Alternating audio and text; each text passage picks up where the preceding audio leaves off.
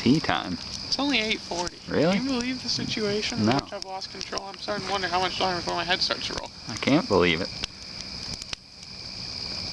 So after that experience, we just started making a fire in this fire pit, and I guess we plan to tell frightening stories. Campfire song. That's hot. Campfire songs, it is. Over here.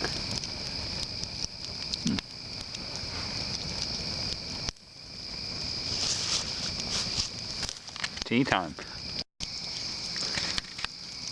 Our fire's gone down a bit, but still going good enough to tell scary stories around. Luke went inside for tea time, but he should be out, and when he is, we'll get right on the scary stories. I might try to build this fire up a little more just to add to the atmosphere, because it's really getting low now, but yeah, he should be back in a few minutes, so hopefully stuff happens. So I don't know, like, if this is going to be scary to each other, or especially to the audience, because I don't know if they could relate, but how to explain this? Down at the dam, like a long time ago, probably like 98 or before, like when me and Grandpa would just drive down, like on the water, on the boat, I swore I heard like Indians, like Native Americans, chanting, and when I told my mom, she said it must just be an audio illusion because, you know, the way the boat went on the water. Then like 5 years later, I come to find out that the dam was actually Native American land in the past, and from what I hear now, other people have heard that too, heard that noise, I guess. And we've mentioned this before, and slightly in one of our videos. It's about this paranormal entity. Luke can describe it better because he knows the full story.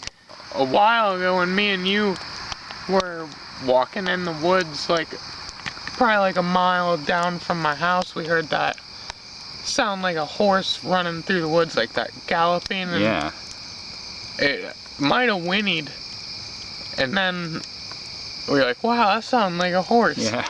And then someone told me that this guy was driving back from somewhere, and it's like right where the road would be kind of parallel to the woods. He swears that he hit something, and he got out, and there was a white horse standing in the middle of the road, and it ran off into the woods, but there were no marks on his car. It was a car. Yeah. Wow. And there were no, it didn't look like he hit anything. So, I don't know. A white horse. Was it like a ghostly horse or just a white horse? I think just a white horse. That's strange. It could have been ghostly. That would, you know, that's something, we gotta investigate that. Yeah, we do. Dude, imagine being in the woods and hearing like a sobbing, crying coming from somewhere. like the witches from that game. Left 4 Dead yeah, 2. Yeah. No, like one that goes like like a straight up like depressed, like suicidal cry that's like helpless, that you wouldn't want to investigate. It's just like I'm kind of getting goosebumps right now. Holy shit. So in 2006, my friend and I were in like miles back in the woods. Actually, we were in an open field, but we got to the open field through the woods. I didn't know where we were going. He must have known like exactly where. But the snow was deep. I mean, probably not a foot, but maybe like 5 inches deep. So we could hardly move. But somehow we made it into this field, and we were practicing sword fighting. I think we had shin-eyes, but we might have had bokens. But I'm gonna say shin. No, it was bokens. He had 2 polypropylene bokens, and we were using those. And once we were in the field, we were training for like half an hour. You know, it's like this time of night, pitch black, except there's a bit you could see because the moon was shining light on the snow. And like 30 minutes in, just out of the blue, he's like, dude, I want to hear a scary story. I'm like, sure. Dude, oh my gosh. He tells me there's this, he was on Main Street with a group of friends, and he sees this thing, like, and no one else sees it. I guess someone was jogging, and he like ran right through it. It was like a humanoid figure, like a ghost type.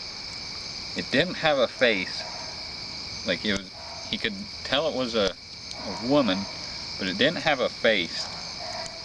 And it would do this. It would just spin its arms circularly like this.